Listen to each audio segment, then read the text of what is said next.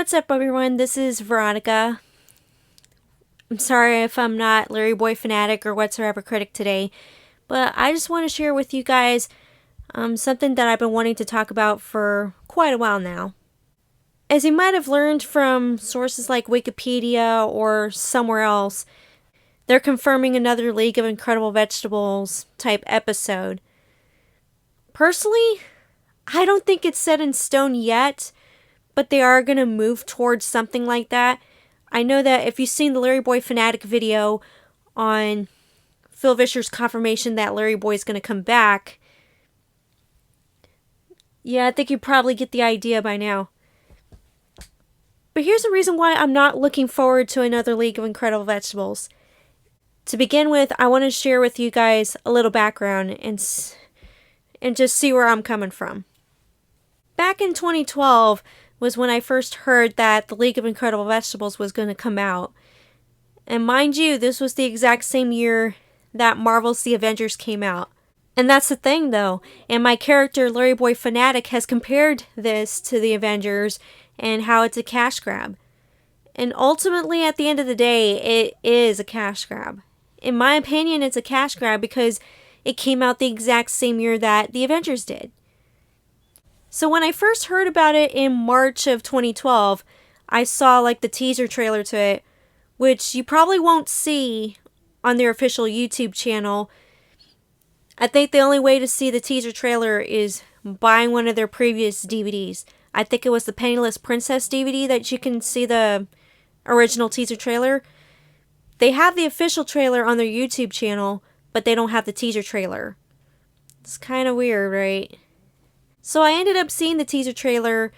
At first, I was like, yeah, okay, it's kind of harmless. So when it was up for pre-order, I went ahead and pre-ordered it. I remember pre-ordering it through Family Christian when it was still around.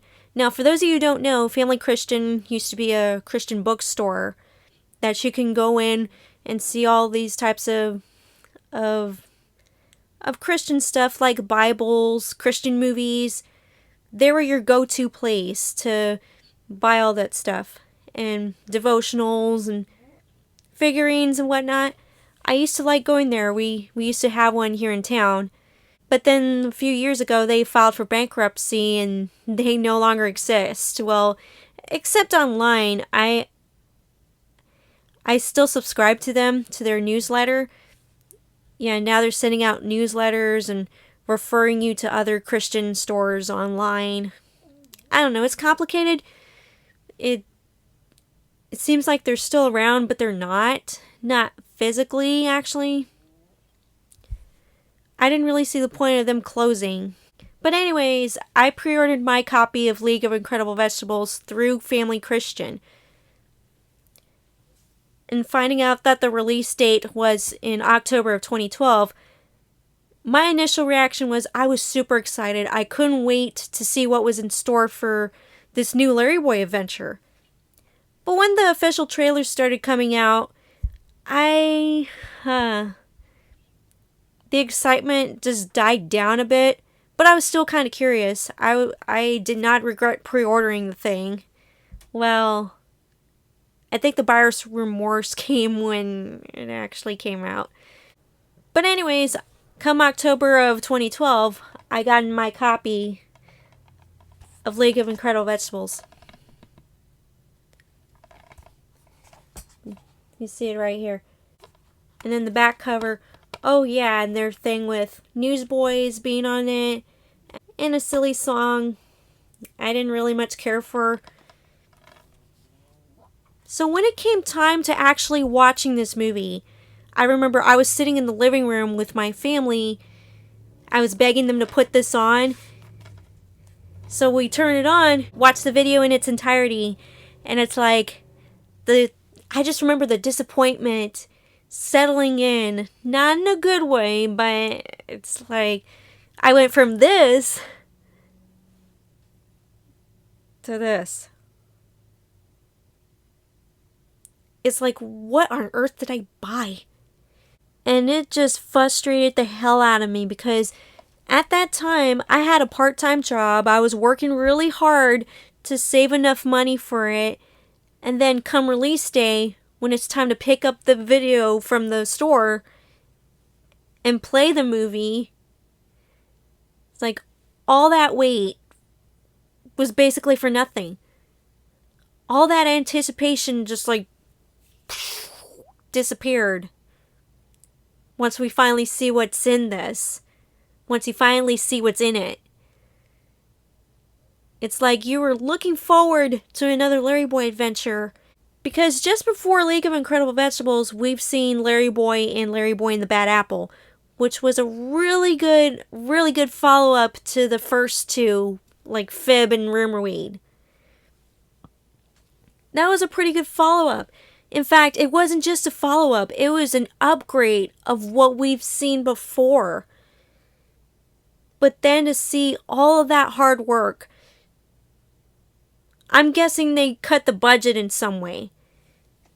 I guess they didn't have the budget to recreate the tall buildings and the sceneries and have really good animation and really good story in this one, like they did with LarryBoy and the Bad Apple. Instead, they opted out to just a small town setting and a villain not being so good, the animation being less convincing, less exciting. Ultimately, I blame, to be honest with you guys, I want to blame the writers, but in the credits, you'll see that Mike Naraki was the co-writer of it, and then you have Mark Steele. I believe it's Mark Steele that also wrote this. And I think he plays the villain in that one, Dr. Flurry. You know what? Ultimately, I blame the other writer. I don't blame Mike Naraki, because Mike Naraki, for those of you who don't know, he's the voice of LarryBoy.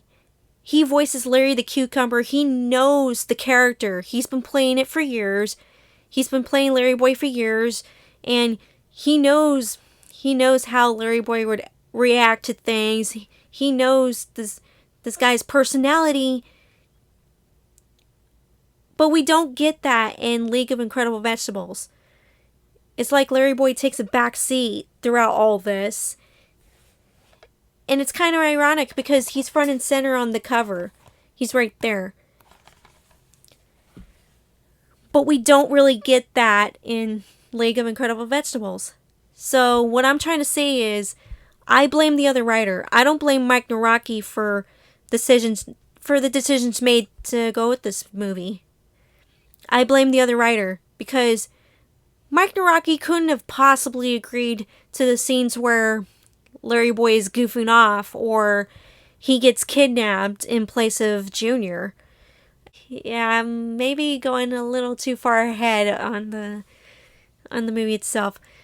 But anyways, decisions like that are unacceptable, in my opinion.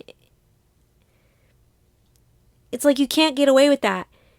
After how many years? 6 years of a LarryBoy hiatus, you can't do that. Because, like I said in my original review, the LarryBoy Fanatic reviews, the stuff that happened in LarryBoy and the Bad Apple was taken completely in vain. Has gone completely in vain with the stuff that they did in League of Incredible Vegetables. For you to take several steps forward and then take a million steps back, I just think it's unacceptable. So I'm going to go ahead and go over some of the scenes that really stuck out to me, like the scenes that really irked me, really grinded my gears. I'm going to need a cherry Coke for this.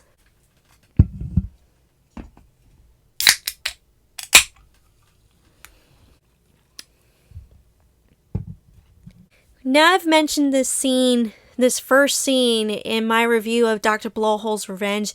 You can go ahead and watch that review anytime you want. But we're going to go over that scene real quick, the opening scene. The opening scene, we're establishing our characters and establishing the threat, our exposition part of the story, which is kind of sort of Yeah, we need exposition sometimes. Well, not too much exposition. But I'm getting ahead of myself. And then we have the bad guys coming in and stealing what is it called? The Feardar. They're stealing it from the museum, and then LarryBoy shows up, but instead of going towards them right away, he has to do this. The jig is up. And I'm sitting there like, dude, there's a robbery in place. There's a robbery going on. Do something about it. And on top of that, the action in that scene is not good. It's mediocre. It's mediocre. You're basically allowing these penguins to get the better of you. You're basically letting them kick your butt for no reason. But you know what? I can understand the movie trying to have a little intro for the other heroes, but the way it was executed, it's so stupid. That was one of the times when I said you could have done this a different way. We'll explain the other times, but for this opening scene, you can't be showcasing LarryBoy as this goofball. I mean, there's other ways to do comedy, but this was just so painful to watch. To see LarryBoy unable to apprehend those penguins and to stop the robbery. And in my mind, I was like, okay, apparently these people didn't watch the first 3 minutes of LarryBoy and the Rumorweed. Apparently they didn't watch LarryBoy and the Bad Apple. And apparently they didn't really have a roadmap for LarryBoy this time. It's like, oh, he's there just because. He's there just because. He's a superhero. So why not have him in there and just like do pretty much nothing? Again, it was painful to watch. And it was to do what exactly? To set up for the other heroes to establish that there are other heroes that could supposedly take care of this problem. And the heroes, you don't even know a lot about them except what they look like, what their fears are. They have little to no personality, so they don't stick out as much. I only remember their names, but everything else, it's like I'm not emotionally invested in any of the other heroes. And I felt the same way with Junior when he becomes Ricochet. Everything about this movie was like it was a cliche. The entire thing was a cliche. A cliche in superhero genres. Everything that you've seen in a superhero movie, it's in this movie. Instead of trying to create something a little different, something original. And we'll get to the villain in a second, because I believe that the villain was just as generic as everything else was. Not to mention, it's the same lesson that we got in the very first episode of VeggieTales. Where's God When I'm Scared? Where's God When I'm Scared was a video about how to handle fear and all that. And yeah, a lesson in handling fear. The same moral. Which I'm pretty sure it was done much better in Where's God When I'm Scared. But this, the moral's just tacked on. I don't remember for a second feeling really invested in the moral of the story. It's like, oh yeah, we just need to save the day. Don't worry about the villain. You can't be scared of him. And you know what? That's another thing. The villain sucked in this movie. The villain, Dr. Flurry, is not only generic, not only boring, not only tasteless, but he sucked real hard. I was expecting VeggieTales to create another pretty cool villain, or another monster. Or they could have opted in bringing back the Bad Apple. And you know what? Since this is about fear, since the moral of the story is about fear, why couldn't the Bad Apple be in that movie, because her stick is temptation, which can be scary when you think about it. When you're unable to break a habit or an addiction, that could be scary. And it also depends on what the temptation is. So I was thinking with somebody like the Bad Apple, she would have been a better villain at the very least, rather than this Dr. Flurry guy who's generic, is Swedish, and has that Swedish accent, and isn't really that creepy, isn't really that intimidating. I want my villains to have the charisma, the creepiness, the creativity, just like the Bad Apple, and like I mentioned in my previous review, Dr. Blowhole. But this villain was just something beyond disappointing, beyond, oh my gosh, what did they do? What did they do? You can even look on the front cover. He's so small that he's almost insignificant. And even LarryBoy is very insignificant in this movie. So I might as well talk about the scene that really irked me. I honestly don't want to, but I gotta. First of all, the fight scene. The fight scene when we get to the so-called Bumblingburg establishment. Bumblingburg town, or whatever it's called. I wouldn't call it a city, by the way, because of the way it's designed. So they confront Dr. Flurry, and they're trying to take down his robot machine, or whatever you want to call it. And then Junior decides to join in the fight, but then his superhero suit stops working because he splashed water on it.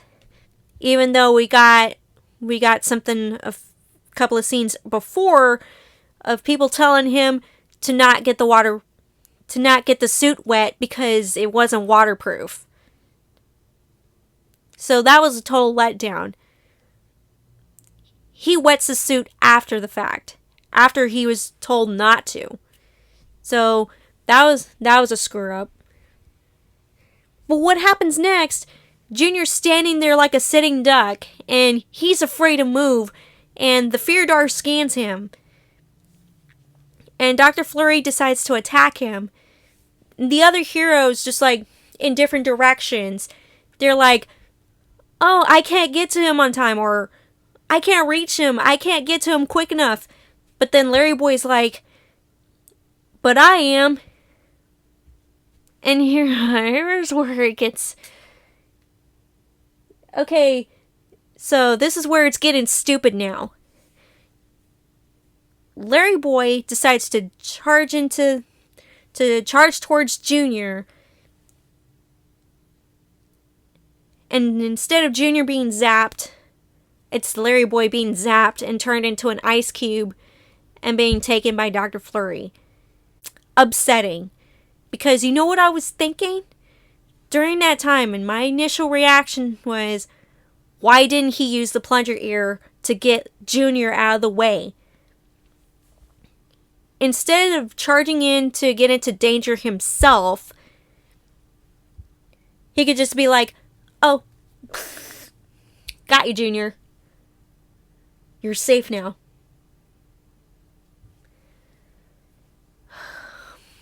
Heartbreaking that movie had to resort to LarryBoy being kidnapped just so he can save Junior. Now, I know a lot of people are going to say, well, it's right that Junior had to be out of harm's way. And I'm not arguing about that. But I felt like the scene, there was like a million ways around it where both of them could have been out of harm's way.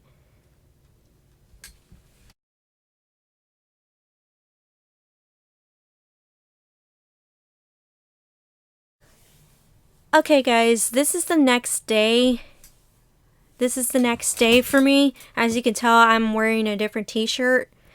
The reason why I had to cut yesterday's discussion short was because I had a text message saying that I needed to get on with the project.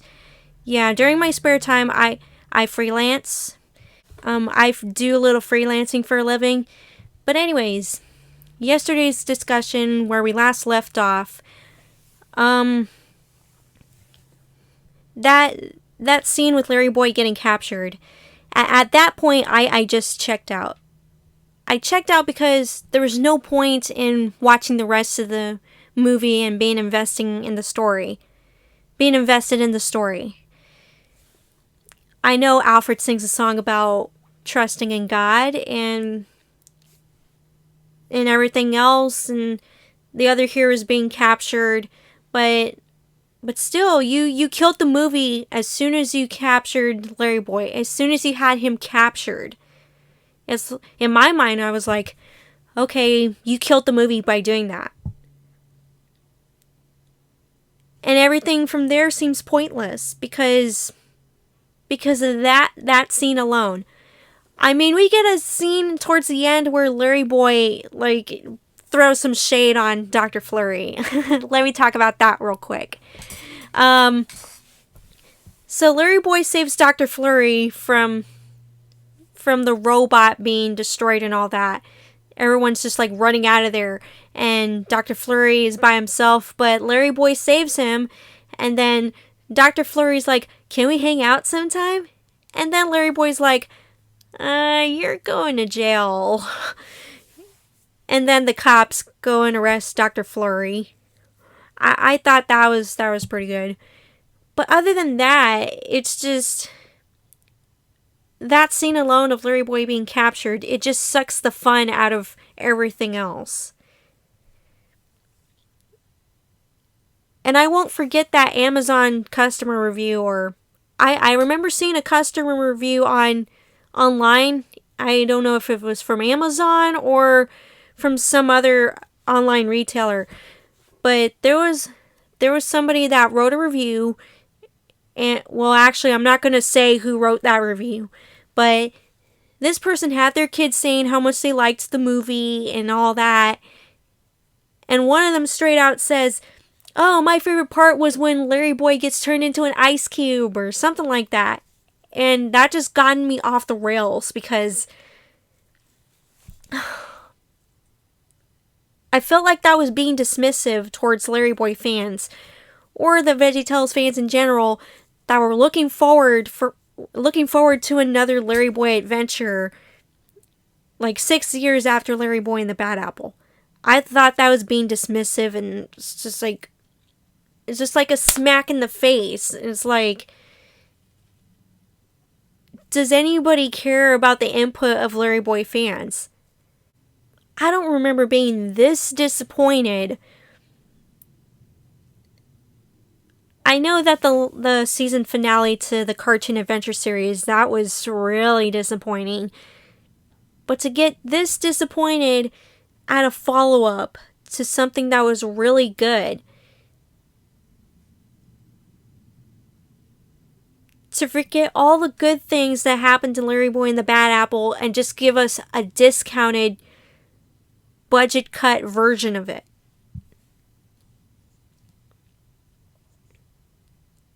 And at the end of the day, LarryBoy Fanatic's gonna say that it's a cash grab. And unfortunately it is. Because when it was given to us and how it was given to us, not to mention the cover art is very deceiving. Because you have all these heroes, but mainly it's about Ricochet. So are we to like take a Sharpie and scratch off all these other heroes and just leave Ricochet? Because I guarantee you, 3/4 of the cover art is just false advertising. It's misleading. If you wanted to do a video about Ricochet and Ricochet alone, then that's fine. You should have told us in the get-go. But since, oh hey, this was a parody of the Avengers. Because I think the problem, like, when doing a parody, you gotta make it so where people can understand and people can say, oh, this is a good parody. And I think that VeggieTales during their earlier years, especially in the 90s, they were able to do pretty good parodies. But in the 2000s, slowly going towards the 2010s, I think VeggieTales had dropped the ball. They dropped the ball when it came to parodies. And I think that's what they did here, because they couldn't even do a good parody of the Avengers. It's like, oh, we got all these superheroes, like, let's just throw them in there and do whatever they want. And doing whatever they wanted. That's another thing. That's another thing we gotta address. So what needed to change? What needed to change? Well, first of all, they didn't have a roadmap when it came to LarryBoy. They just had him do whatever he wanted, just sit there and do pretty much almost nothing other than goof off and be captured. You're setting him up to be a failure in that movie. Forget Fit from Outer Space and Rumor Weed and the argument that he didn't technically save the day. He doesn't technically save the day in this movie either. But it's so much worse. At least with Fit from Outer Space and Rumor Weed, he made an attempt. But here it's, oh, go sit in the back. You're in the back seat. So clearly there was no roadmap, no efficient roadmap for the character. And that leads to the second thing. We needed better writers for that movie. Mike Naraki and another person, Richard, I forgot his last name, Richard. I believe the other writer was named Richard. Those two wrote LarryBoy and the Bad Apple, and it was a pretty good story, even though there was like the thing with the pilgrims, the settlers, and the backstory to LarryBoy's nemesis, Bad Apple. Even though I didn't really care for that part much, but at least it was a better story than this one. You could have gotten these two to come back and write the story for League of Incredible Vegetables. At least run the script by them. Or at least had Mike Naraki take over when it came to writing and just run the script by him, because Mike Naraki, like I said, he's the voice of LarryBoy, and he knows the character a lot more than anybody else besides Phil Vischer. You could have gotten this guy to be in charge of this whole thing, to be in charge of the movie. Because he knows his character best. He knows it by heart. He knows the personality. He's done the personality over and over for many years now. You could have at least had him say, oh, this part's okay. Oh, this part, I don't think so.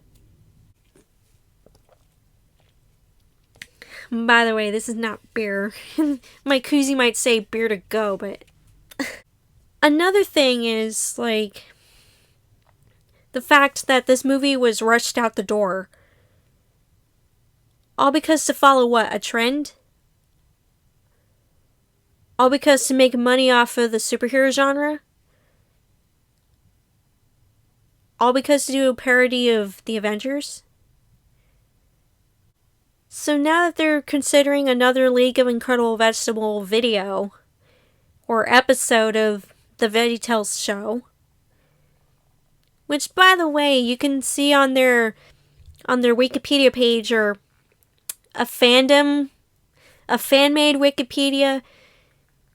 They don't really have much listed. I don't think they came out with any titles or anything other than Pilot, and then the Christmas one, and then something called Be Brave. But again, please don't rely on that kind of information, because it's not set in stone yet. We may have gotten confirmation from Phil Vischer that LarryBoy is going to be in 2 or 3 episodes of the VeggieTales show. But right now, everything is still up in the air, and I really don't want to give you guys misinformation. I'm just telling you what I know and what I've seen. But if you're going to do another League of Incredible Vegetables, at least do it right. Do it in the right way where you're not insulting LarryBoy fans or VeggieTales fans. And at the end of the day, you might be asking, why do you still have this? Why do you still have this if you hate this movie so much? Well, since this is a thing, I gotta keep it in my DVD library. I have to keep it. For VeggieTales historians, for LarryBoy historians, it's like you gotta have it. You gotta acknowledge that this is a thing in the LarryBoy universe, in the VeggieTales realm. Just like with history, regular history, like American history, whether we like it or not, it's there. It's recorded. Just because the past has already been done and over with, that doesn't mean we can't change the future. If we put these concerns now, if we address these concerns now, then chances are we could be able to change how things are made, how movies are made. Because let me ask you, when it comes to LarryBoy, do you want the heart and soul of LarryBoy, or do you want just a ghost of a product, a ghost of a phenomenon, an icon?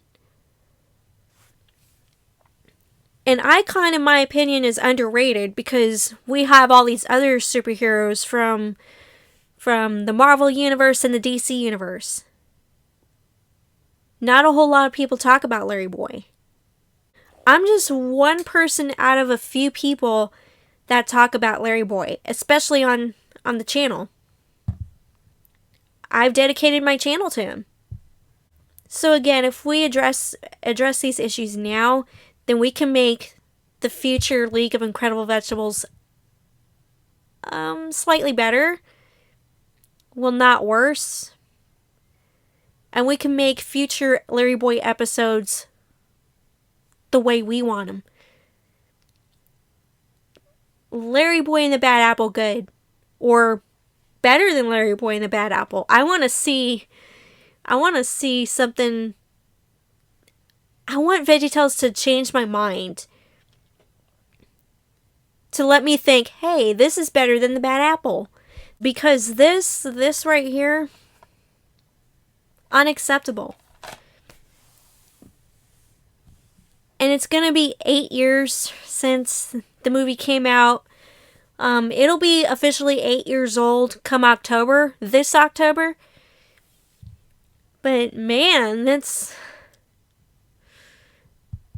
I don't think VeggieTales has learned from that ever since. I don't think VeggieTales has learned their lesson because what we've seen in VeggieTales in the House and City, they were willing to stick with the formula of superhero leagues and all that and yada yada yada and going as far as changing the LarryBoy costume. Which hopefully they bring back the retro costume in the new VeggieTales series. Hopefully they do that. You just get it together. Just get it together. Give us something we want. Give us something that we want to see. Give us something new, but don't screw it up. If you want to do a parody, then that's fine, but it's got to make sense at the very least. I don't want gimmicks. I want something fresh. I want something that people can theorize about, that people can talk about without having to be this frustrated. My character, LarryBoy Fanatic, has said that the final episode of the Cartoon Adventure series was the worst of the bunch. But now that I think about it, this is starting to become the worst. Because of the way it was written, because of the way it was executed, because of the timing when it came out, and the fact that it was shoved out the door. Because, Avengers is out in theaters. We need to jump on the bandwagon.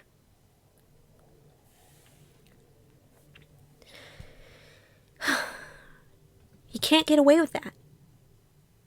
You can't get away with gimmicks. You can't rely on gimmicks. Give us something new. Ultimately, the heart and soul wasn't there when this movie came out, when this movie was being made. Because why? Because Netflix gave you a deal?